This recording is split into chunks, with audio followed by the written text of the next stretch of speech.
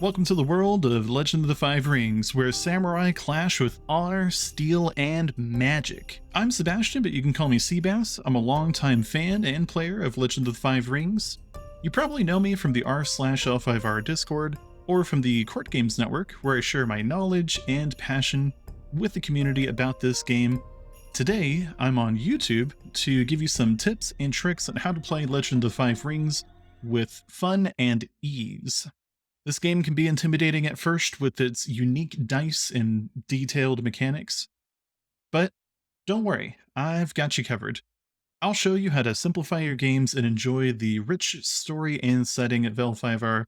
So grab your katana and let's go. We asked r/Rokugan what makes L5R difficult to run, and the top answer was too many rules and no easy way to find them. FFG or Edge Studios, they don't have an official app like D&D does with D&D Beyond.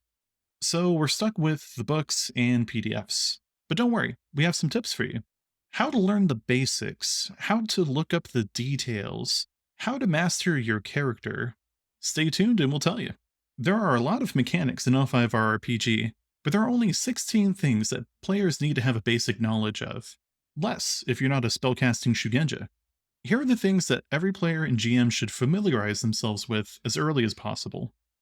The symbols on the dice, the steps for making a check, how to gain and spend void points, how to provide assistance, how advantages and disadvantages work, how to interact with others' advantages and disadvantages, how do invocations work, including channeling and preparing spells, what's a spiritual backlash, how do you calculate initiative? Opportunities spent during initiative. Available actions during conflict scenes. What happens when you suffer damage? How do you make a first aid check? How do you make a treatment check? How can you parry a critical strike? And what happens when you suffer strife? Believe it or not, these things all fit on a two-sided cheat sheet. Check the link in the description. If it's your first time playing, a GM will likely walk you through the basics during play. But gaining a solid understanding of these rules will put you in a comfortable place without constantly checking the rulebook. That number is going to increase depending on your school abilities, techniques, and trait, but these are all things that are under your control. L5R gives you the ability to make your character as simple or as complex as you're comfortable with. Once you get comfortable with the basics, the GM can start adding the extra things little by little, like honor, glory, and status. How do they work? How do range bands work? What are the terrain qualities? What can you spend opportunities on? What conditions can affect characters? These are what I like to call advanced mechanics.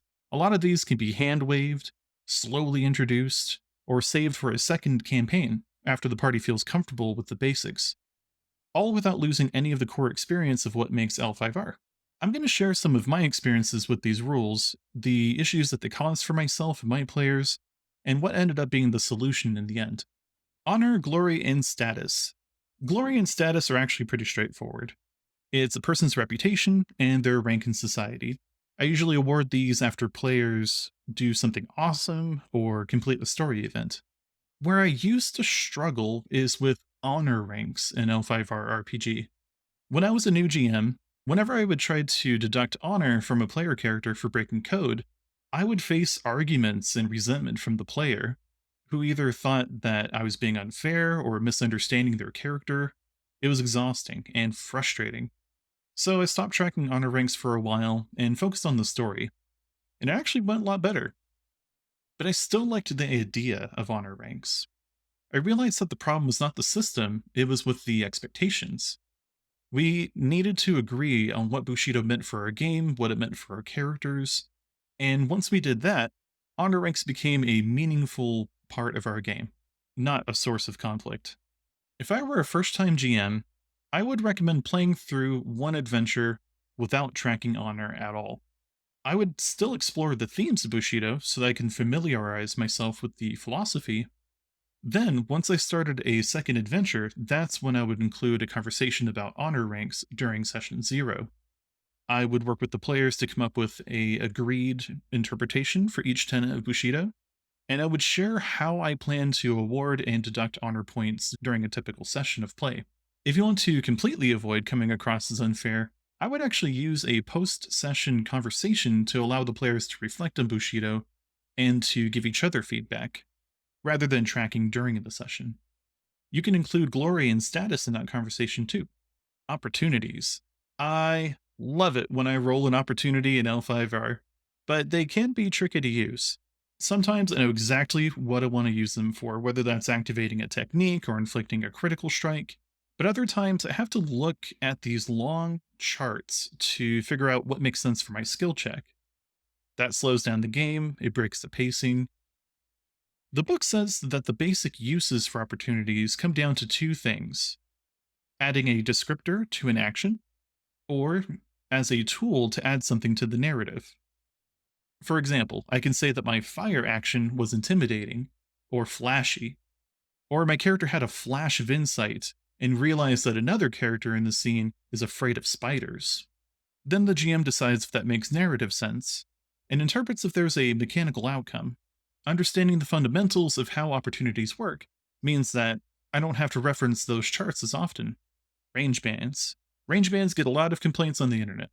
Range bands basically represent the different ranges of weapons in the game: a knife, sword, polearm, shuriken, and bow.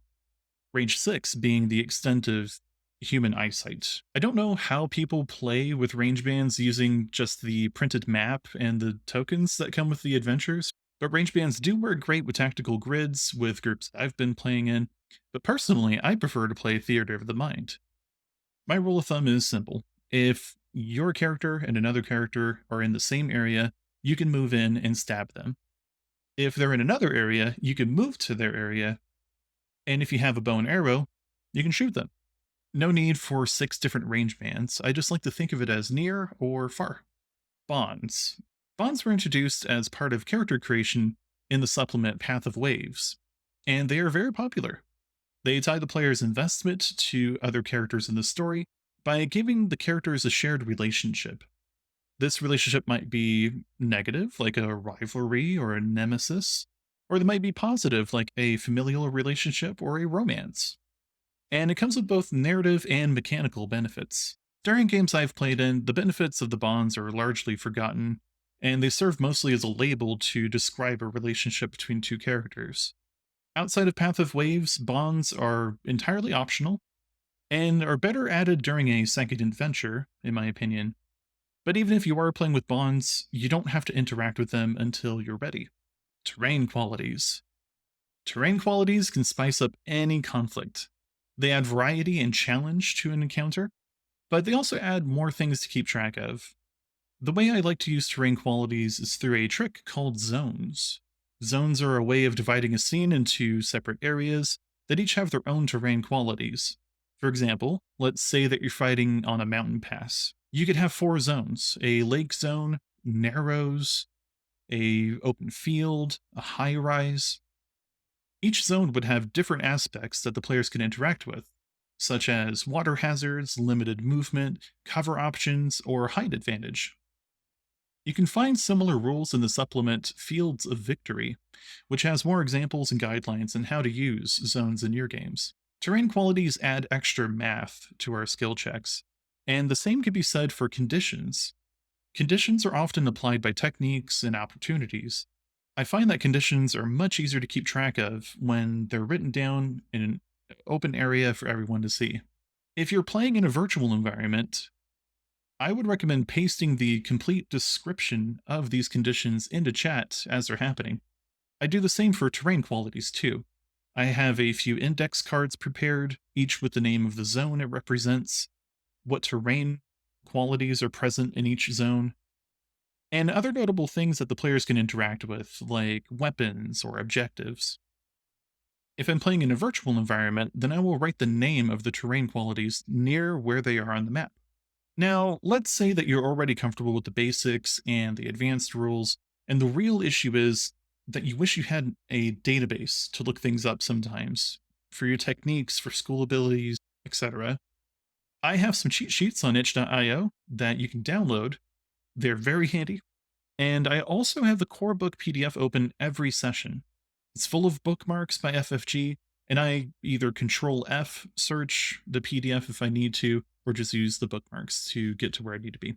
As a player, when I make my character, I copy all of my abilities, traits, and techniques from the PDF to somewhere easy to access. If you use Roll20 or something like that, you can put it on your character sheet. If not, you can use Notion, my favorite tool. It's a free app that lets you organize your stuff and find it quickly. When I'm GMing and I come into a situation where I'm uncertain about rulings, I tend to make up the decision on the spot. This is something I let players know about during my session 0. In fact, once upon a time, playing 4th edition, a player was in a duel to win the title of clan champion, and the enemy had knocked them prone. The PC was badly injured and they would not have survived another attack, but having to stand up takes a full action on their turn. The player tried to attack while prone and they ended up missing. This led to the character's death. The championship was for a villainous clan called the Spider Clan. I seemed uncertain while making this decision, and the players could tell, but they trusted me when I told them I would look up the ruling later. When I did, I found that I made a huge mistake. We agreed to replay the final round of that combat, and the player won. This was incredible, and the players lost their minds. Now, I want to share with you a simple exercise that I do before every session to get into my character's head and to have more fun with the game mechanics. Trust me, this is going to make your role-playing experience much more immersive and rewarding, and it only takes 15 minutes. First, I look at my Ninjo and Giri, my desire and duty. These are the two things that drive my character's actions and choices. But they are not the same thing, of course. Ninjo is what I want to do, Giri is what I have to do. Ninjo is like a dream that I chase after, and Giri is like a homework assignment that I need to finish. Ninjo has clear steps on how I can achieve it, and Giri has a clear deadline that I cannot miss. Before each session, I think of one thing I could do to get closer to either my Ninjo or my Giri. Maybe it's talking to someone, finding something, doing something. Whatever it is, it's something specific. Next, I look at my techniques and my abilities, and I think of how I can use them to carry out my task. But of course, there will be obstacles along the way. Maybe some enemies or rivals who want to stop me or sabotage me. This is where my adversities and anxieties come into play. These are things that make me vulnerable or scared in certain situations, but instead of avoiding them or hiding them from others, I embrace them and I bring them up during play. Why? Because they make my character more interesting and human as a character, of course, but also because they give me void points. And void points are awesome because they let me do cool stuff like reroll my dice and activate special abilities. But I also have passions and distinctions to help me overcome challenges and succeed in my endeavors. These are things that make my character happy or make them unique. They let me reroll dice and reduce strife when they apply. Finally, I look at my bonds and I think of who can help me out with my goal. These are people who care about my character or share something in common with my character. They could be other PCs or NPCs in the game world. And I think of how I can get them to help me. Well, first of all, I need to know what their Ninja and Giri are too. What do they want? What do they need? How can we work together? Maybe we can make a deal or a promise that benefits us both. That's why it's a good idea to talk about these things with your fellow players before or after each session. It helps you understand each other better and create more meaningful stories together. Thinking about my techniques, my adversities, my distinctions, all of these traits about my character, all these mechanics about my character, and anticipating how they're going to come up during play will help me familiarize myself with the rules behind those different aspects. I highly recommend it. And that's it. That's how you become an expert in your character's motivations, desires, and capabilities in L5R RPG. Try this exercise before your next session, and let me know how it goes in the comments below. We hope that you enjoyed this guide and learned some useful tips for playing Legend of the Five Rings. This game can be challenging to master with its narrative dice and complex rules, but it can also be rewarding and immersive with its rich setting and themes. Don't let the learning curve discourage you. Remember to have fun and create memorable stories with your fellow players and GM. Now, I know at the beginning of this episode we talked about the fact that FFG or Edge Studios does not have any official app. or website where they have a database available for you. But check the description below, or you can visit our website at courtgamespod.com. That's http://courtgamespod.com. It'll take you to our Notion site where it has a bunch of resources, a bunch of advice, even a bunch of supplemental material like adventures and extra characters.